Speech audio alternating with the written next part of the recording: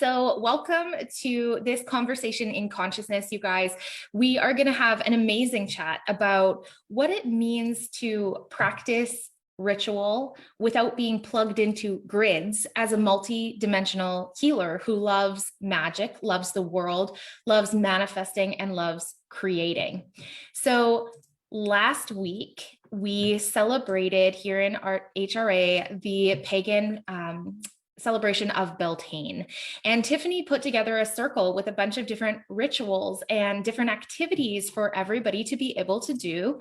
And within that, something really, really fascinating happened, not only for Tiffany, but for many of you involved in that circle. Actually, there were a good number of you who went, "Oh my God, why are they talking about this in HRA? Isn't this super witchy? Isn't this like total Wiccan pagan goddess worshiping stuff?" Like there's a lot of people who had super huge triggers to it, and others still who just immersed themselves into the magic and slid right in and were like, this is amazing.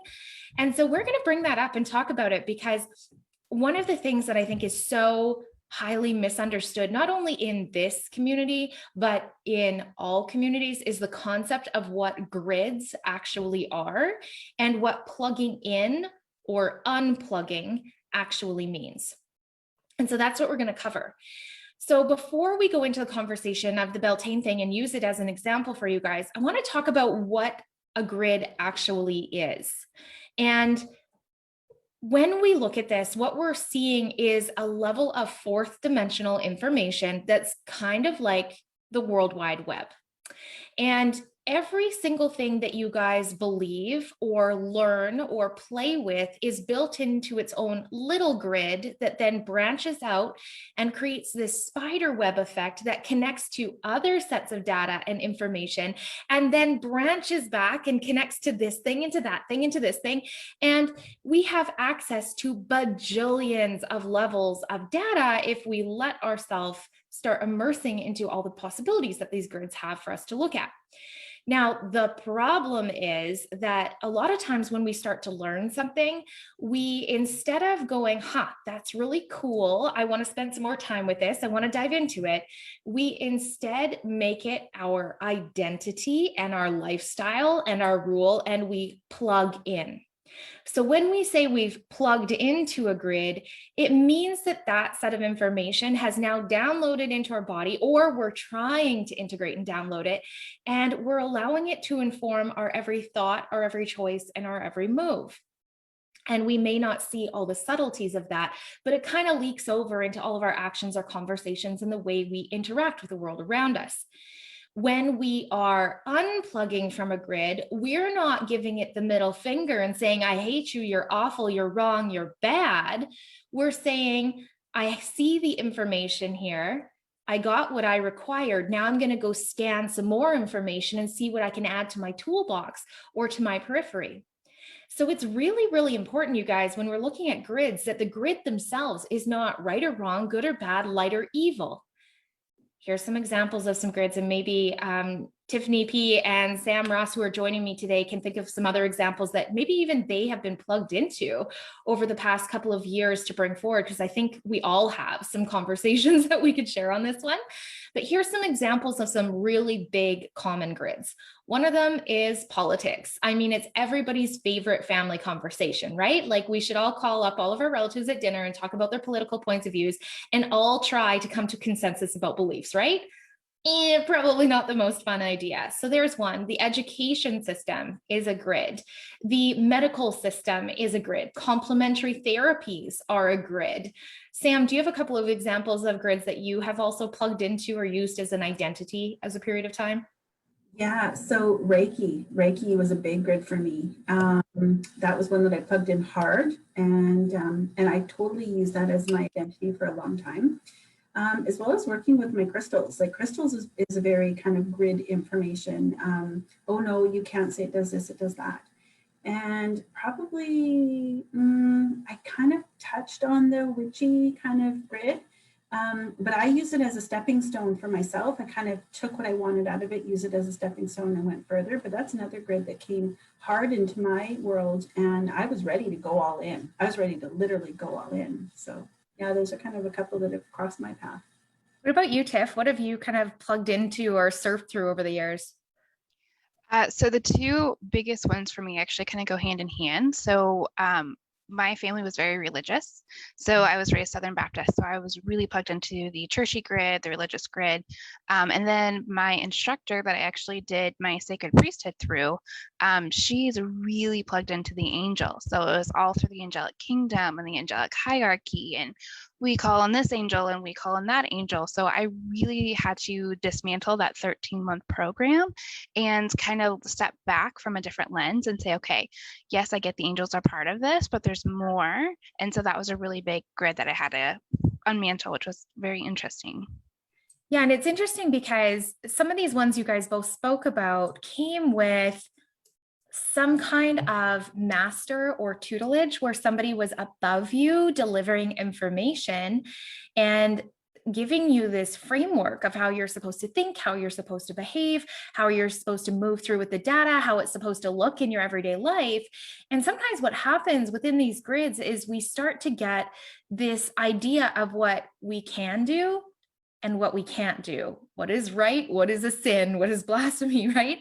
And I myself have been plugged into a number of grids over the years. A really good example, like Sam talked about, was the Wiccan witchcraft one. Oh my God, that was like my identity. I loved when people were like, oh yeah, Caitlin's totally a witch. I'm like, yeah, it worked for me because I was like a moon worshiping, crystal hugging, sage burning, like you name it. I was into every single rite and ritual and celebrating like all of the pagan holidays. Like I knew what moon it was, what day and when, without even having to look at the moon calendars. Like I was synced up to all of that. And anything that was outside of that particular scope of information, I wasn't willing to look at it for a period of time, because what had happened is I had plugged in so hard that I was now unwilling to really receive information from the other data grids that were possible around me. So even as an example, I was still plugged into like the Wiccan stuff that even when Reiki crossed my path all these years ago, I was like, what? Like it didn't land. Like I really had to sit back and go, okay, well, maybe there's another way. Maybe there's another thought form. Maybe this just adds to this experience I'm already having. And maybe I just need to figure out how these puzzle pieces fit together to start building out what's actually true. So we had something really interesting happen, and we're going to share a Tiffs trigger on this. And I'm so happy that you're willing to do this, because I think it's so important to see, when we go through these triggers as, community mentors, and I'm using my air quotes for anybody who's listening to this on the podcast, when we are being in a leadership position, I think it's so important for people to see the process we have walked through and how we got to the other side and how we're changing behaviors or how we're moving, coming through it. So for those of you guys that don't know, Tiffany is our Healers Rising community manager. She looks after like all of the coordination and the events, and she makes sure we have the feature teachers lined up. She's on Violet and I being like, hey guys, we need the content releases. Here's what needs to go to the library. When there's issues, she's the one who goes and fixes it with that stuff. So Tiff does a lot in the community. And one of the things that she is starting to bring into the community are these the pagan celebrations and rituals. And you had your first circle just last week, I think. Was it Wednesday, Thursday? And it started off in your mind really good. So I would love for you to just kind of take us through the initial experience of what happened. Yeah, so we gathered in circle to celebrate Beltane, and we did it a couple days early because we wanted to make sure people had enough time to gather the materials if they wanted to do anything, kind of get their ideas flowing, just so that they can start experimenting to see what resonated with them and bringing in these different energies of Beltane. And so we were really excited. This is my jam. I love doing rituals. I think it's really magical. It helps us connect to the different energies of just everything around us. And so we started with a really nice group of people. We were over 150, was doing great. We started talking. Carol assisted me with the circle. The mods helped throw it together. Like everything was going really well. And then we kind of got to the section of talking about cauldrons and how you can use them in fire ritual, because that's what Beltane was about, was, you know, the fire and releasing and just kind of purifying everything. And so when we got to the cauldron, I was trying to keep track of the chat and the people coming in and out, and I just seen a bunch of people dropped off. And I was like, oh, okay, well, you know, that wasn't too bad. We can still do this. Well, then we moved to the altars. And once we hit the altars and talking about bringing in the different energies for the different elements and the directions, it was like we went from about 150 people down to around 60 to 50. Like we dropped a huge amount. And so I'm sitting here, I'm like freaking out, thinking I'm doing something wrong, that, you know, I said something that just really upset people. And I was kind of spinning. I was just like, man, you guys, I'm going to be honest with you. Like, we lost a bunch of people. What's happening? And somebody very lovingly said, you know what? I'm triggered AF. Like, I feel like I shouldn't be able to do rituals, that this isn't something I'm okay to do, that I'm allowed to do. It's very woo. It's very witchy. Why are we plugging back into the moon grid? And so it kind of started flowing as almost like a wall. I just hit a wall with a bunch of people. So we actually finished the rest of the circle, and towards the end, we did a little bit of witch wounding. I don't see myself as witchy. I've been called witchy before. This was something that I've also worked on. I've got the grimoires, I've got my crystals, I got my sage and my herbs and everything. But I worked on that label because it's been such a traumatizing label to have, so fearful for a lot of people, that the word witch didn't really bother me. But some people were like, this is really witchy. I don't like it. It's too woo. And so I'm just sitting there spinning, going like, oh my gosh, how do I do this? And we grounded, we centered, we tracked a few things. Some people were connected to it, some people weren't. And the people who stuck with us and continued to do the circle said they loved it. Other people said they could feel a huge relief come off their chest, that they felt lighter, a little bit more airier. And so it was just trying to handle my own personal triggers and also support the group with their trigger. And this was a first for me. So it was a great learning experience. And it's a lot, hey, like when you get put on the spot, and Sam, I'm sure you can speak to this too, because you're in quite a big leadership position within the company now as well. Sam heads up our entire Decodes Level 1 program. And when you are in the middle of teaching and the collective that you're working with bumps up against a big wall, you as the facilitator or the healer or the teacher in that moment, you feel every piece of apprehension. You feel all of the elements that every single person in that circle is going through, and it hits you. And you have to work so hard to sort out, like, what is mine? What isn't mine? What am I going to allow to inform my next move here? And it is definitely difficult the first few times. I'm not going to lie. Like sometimes I still hit it when I bring up really contentious subjects, especially when we're doing things like our Starseed accelerators. And I say things that people are like, did she just say that?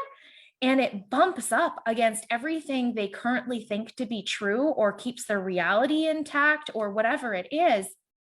And to maintain composure and be able to move forward from that, oh, you gotta have some like good self-energetic control to not let that rock you. So Sam, I actually want to call forward when you were really plugged into the Reiki identity, because this was when you kind of circled back into my life as well. And I think that sharing a little bit about how it initially hit your field when that was kind of questioned, like, Sam, is that really who you are? Like, there's more to you.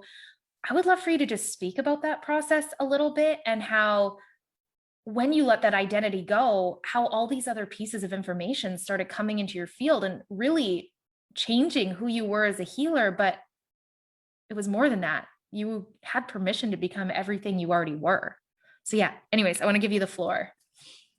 Yeah, so when I was plugged into Reiki real hard, I really hung my hat on the, I'm a Reiki master. So that was a big energy that I brought into, what I was doing.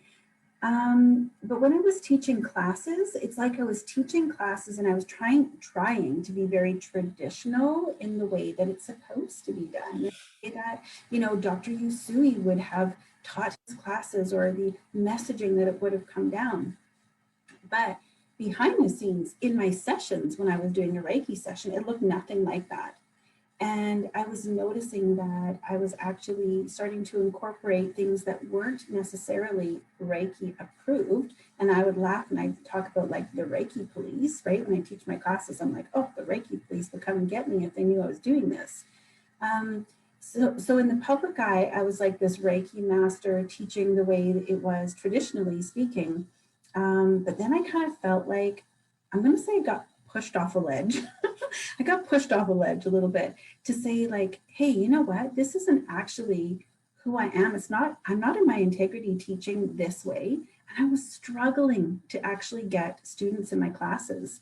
And finally, when I, with the help and nudge of a mentor of mine, said, hey, why don't you show up authentically and, teach Reiki the way you actually like live Reiki and the way it does kind of embody you and who you are and how you, live your life. Why don't you teach it that way?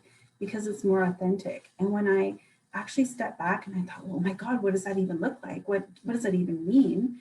I started to look at it and think, well, yeah, even though Reiki says you have to do this, it's not really the way that I like to teach it, or it's not the way I would want to teach it.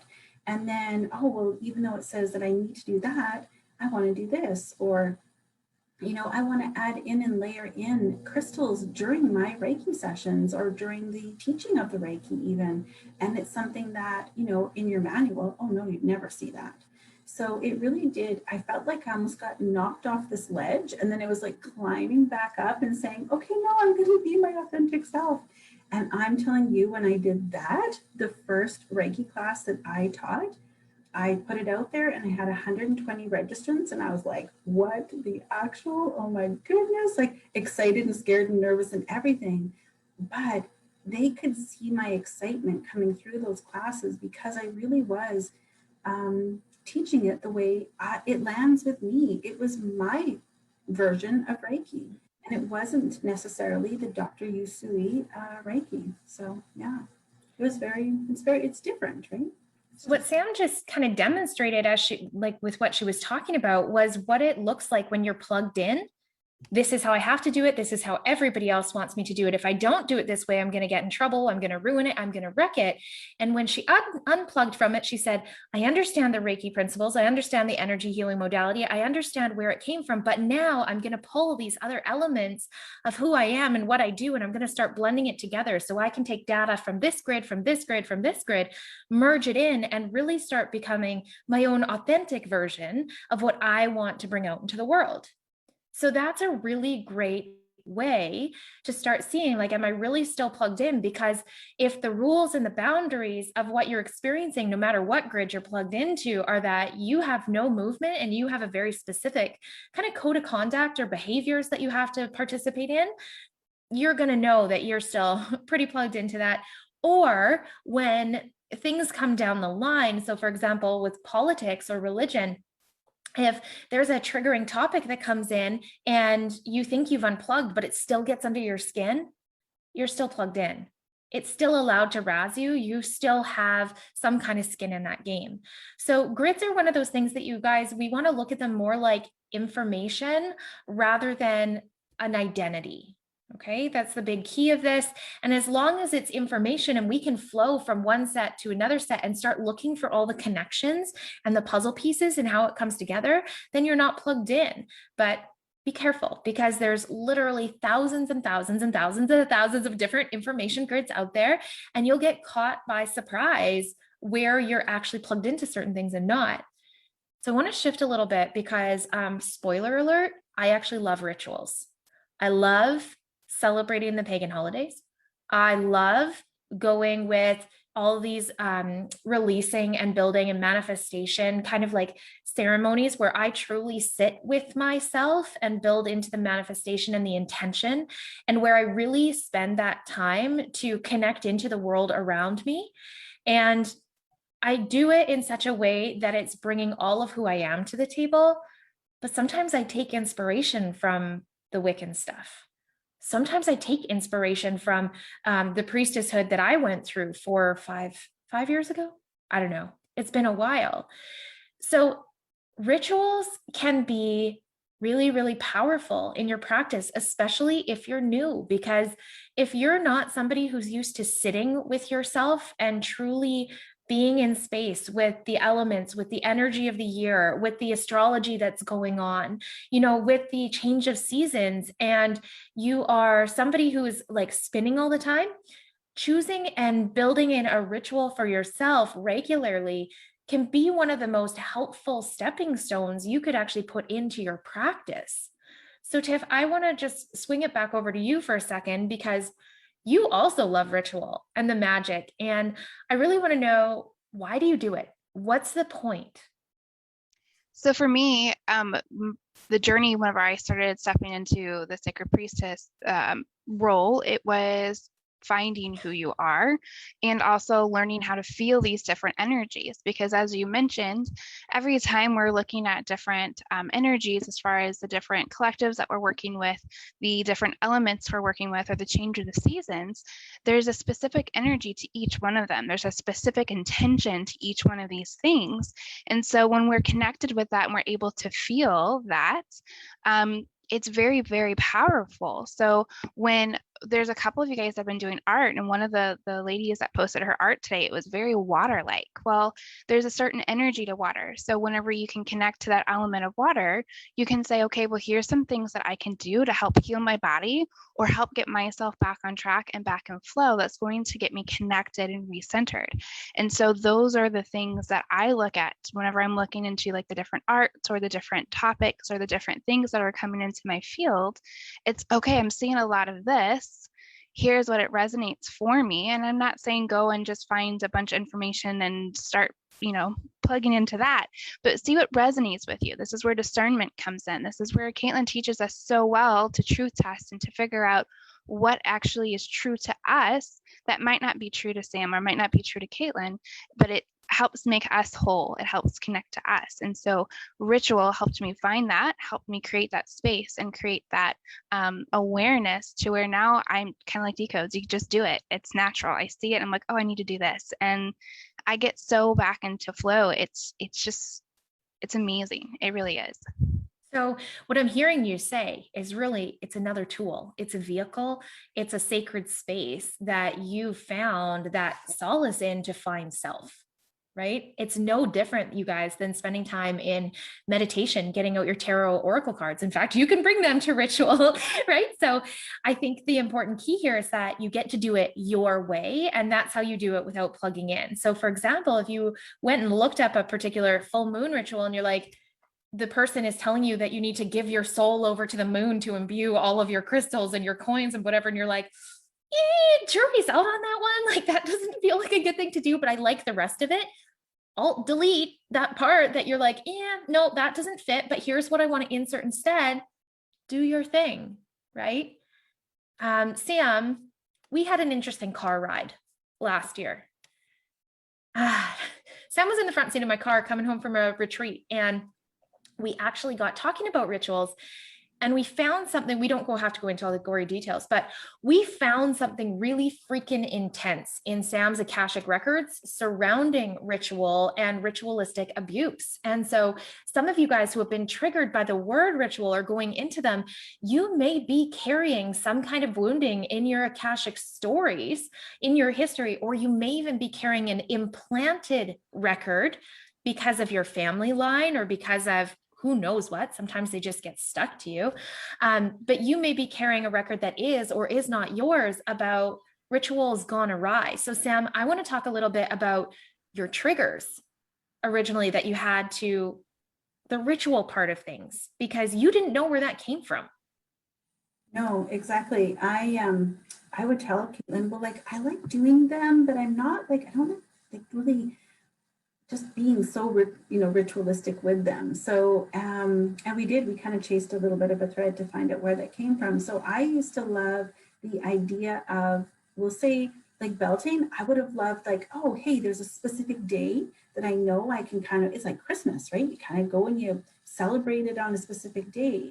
But I would not, like, if they said the candles had to be, lit from left to right, I would put them from right to left, because I was kind of afraid of the entire ritual around it. So as much as I was really drawn to that Wiccan and kind of witchy kind of way, and I love the elements and everything else, I was afraid to plug into a full ritual, and I didn't know where it was. I mean, I didn't know where it came from. I was like, oh, I must have been killed in a lifetime as a witch or something like that. I don't know. I had something like that in my mind, but yeah, I was afraid of actually the ritual, but I didn't at the time know why. So that can be an undercurrent, you guys. If you have a huge aversion, like that's a great thing, you know, to go in and check into your Akashic records and see, like, is this even my record? Am I carrying this for my family line? Am I carrying this as an implant to stop me from rising as a healer and stepping into my power? Because that can be hunkering down in there. And now, Sam, though, when you look at it, like if you and I got together for summer solstice and we're sitting in my backyard with a fire, and I told you we were going to open circle and go north all the way to the west, and the candles were going to go in that order, and this is how I was going to do it, does it still trigger you now that that record is collapsed and out? No, not at all. Right, because she's no longer plugged in and she's no longer running that trauma record. So you guys, we have to be mindful as we surf through new information, as we bump up against things that we're like, whoa, I don't know. Don't run. Lean in, ask better questions, figure out and track, where is this actually coming from? Why do I have an aversion to this? You know, is this something that I need to have an aversion to?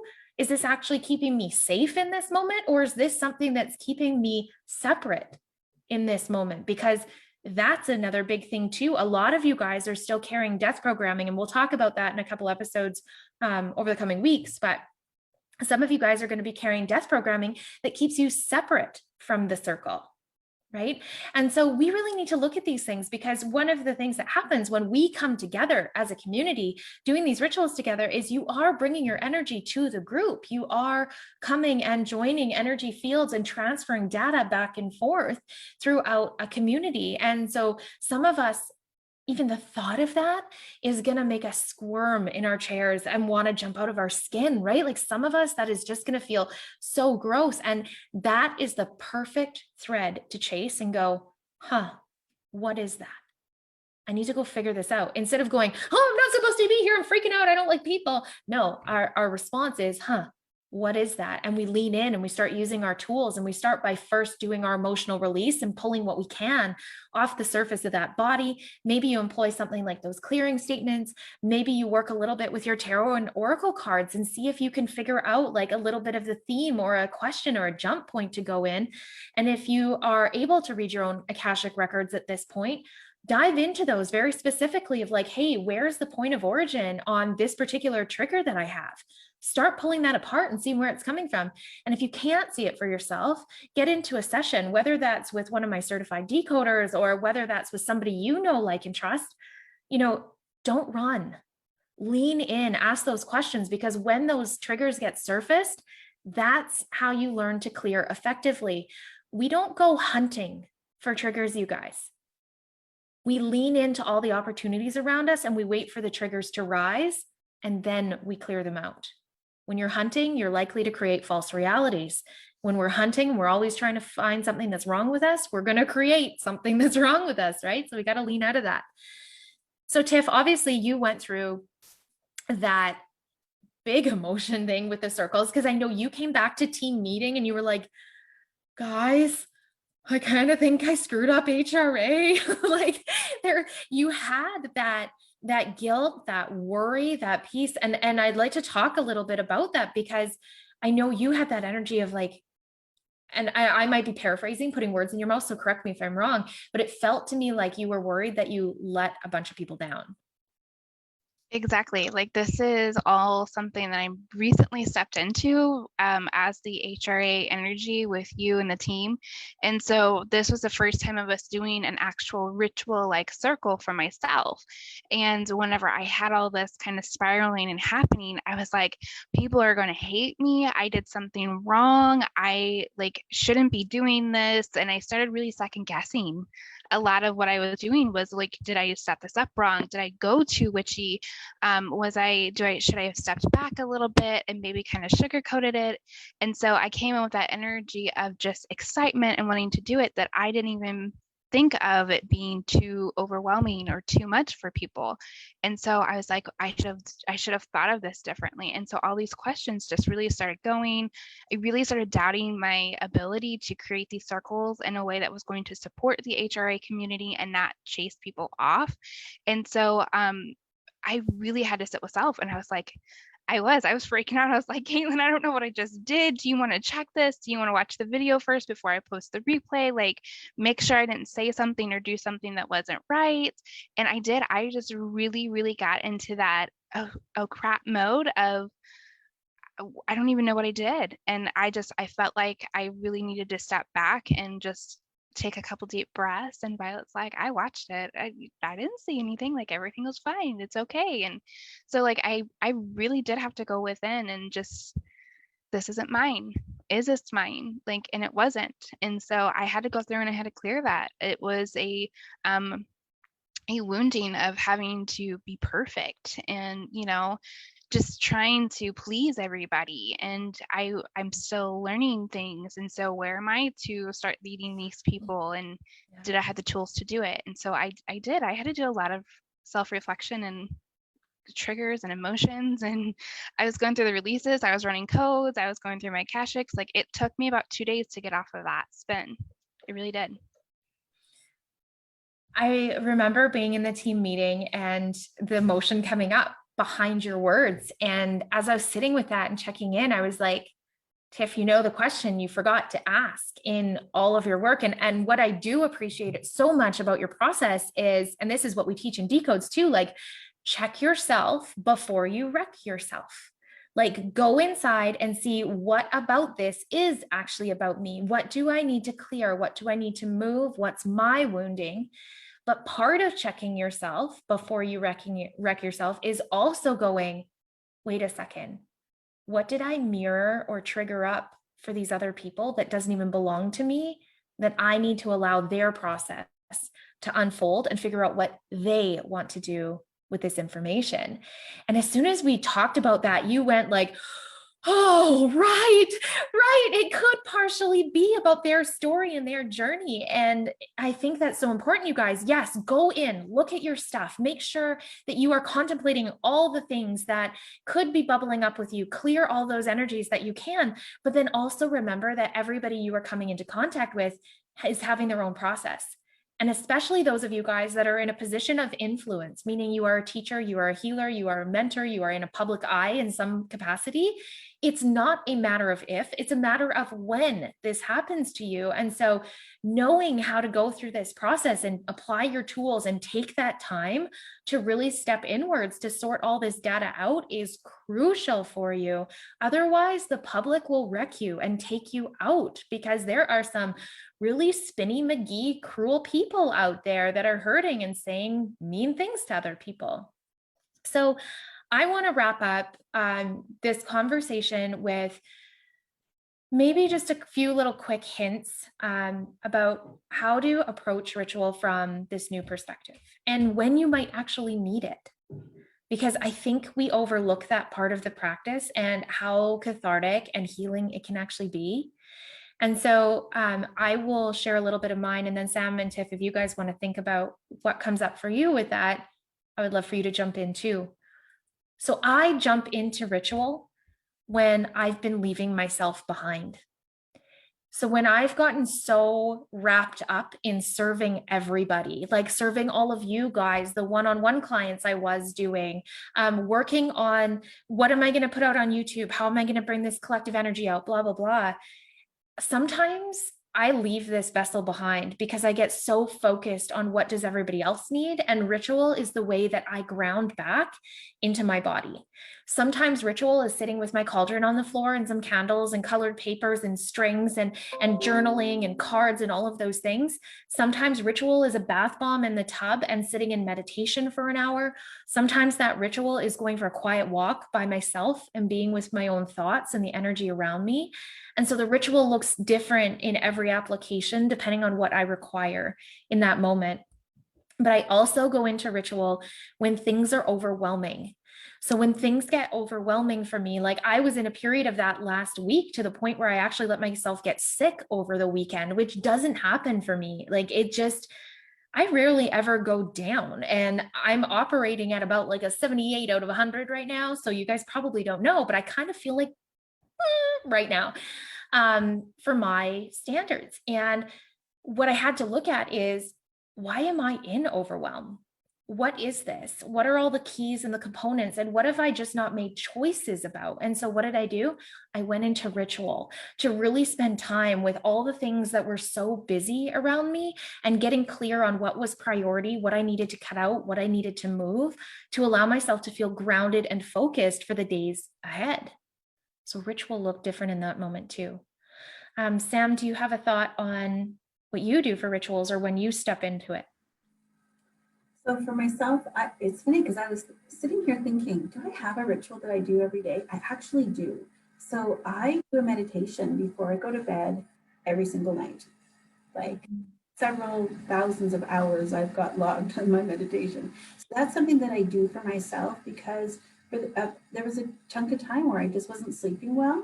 And I thought, well, you know what? Usually when I go to bed, that's the time where I like hash out all my what's gone on during the day. But is that serving me? Nope, it absolutely wasn't.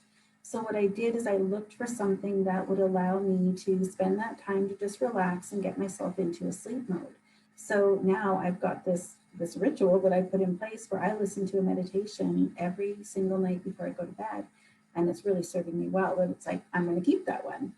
But if I'm really wanting to close down a trajectory, that's when I find I tend to go to ritual. And that's when I love like fire. I love fire. I love my cauldron, right? I had a I pared down. I now only have my one, which I brought to Caitlin's to do a ritual for one of our celebrations we did.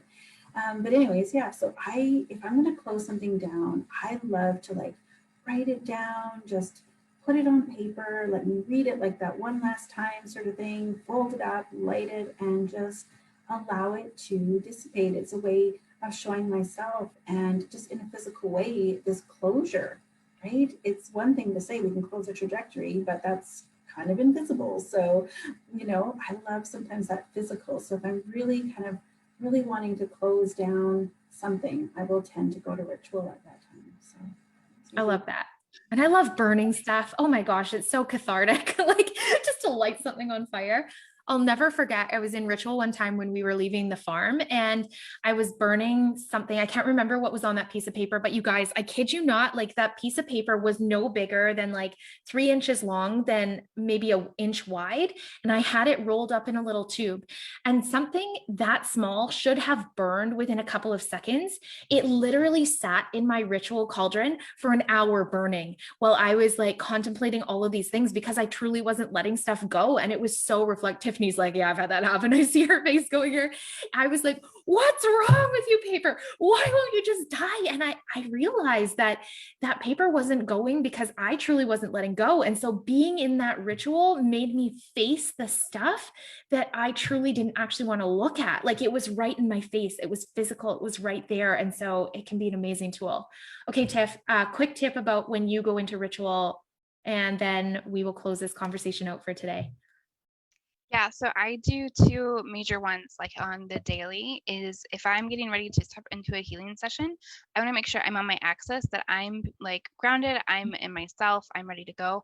So I will light a candle for every session and I set that intention, I'm here, this is where I'm meant to be. I'm opening up my, my channels, I'm channeling. And I do that for every healing session. And if I'm working multiple people, it's like I actually do a quick I'll sage through, clear the energy, reset, start over. So that's a big one that I do. And also sacred baths. My husband's even into the sacred baths now. I get the crystals, I get the herbs, I get the essential oils, the salts, all of that. And I do an intention setting ritual bath of what I'm releasing from the day. And I even do with my kids, and it's night and day. It really is. So those are my 2 big ones as far as rituals, and they're my big ones. I love that. And what you guys just heard from all three of us is that we all do rituals differently depending on what we require in that moment. And so if I could get you guys to take away anything from this conversation, it's that you need to design ritual to work for you and the situation at hand, and allow yourself to be present in whatever you need to be present to. It's not about always following somebody else's rules. It's about really looking at self and what do I require in this exact moment to help me release, move through, build my intention, manifest whatever it is. So I hope you guys found this conversation helpful. I know that looking at these grids has been a big bone of contention for people. It's confusing to look at it, right? But I think as we start to examine these concepts from a much more multidimensional perspective, we can start bringing a lot more of the magic and just beauty of the world we have around us and all of the amazing tools that we could be using into our life without feeling like we have to build any sort of calendar or rhythm or, specific identity about who we are and why we're doing it. We can make it purposeful and intentional and really make it work for us. What I would love after you guys are finished listening to this is for you guys to leave a little bit of your takeaways from this conversation. What did you download? How has your perspective changed? Or what are you maybe going to try as a ritual? What does your body, mind, and soul require in the days ahead? Thank you for listening in to today's conversation in consciousness, and we will catch you guys next time. Lots of love.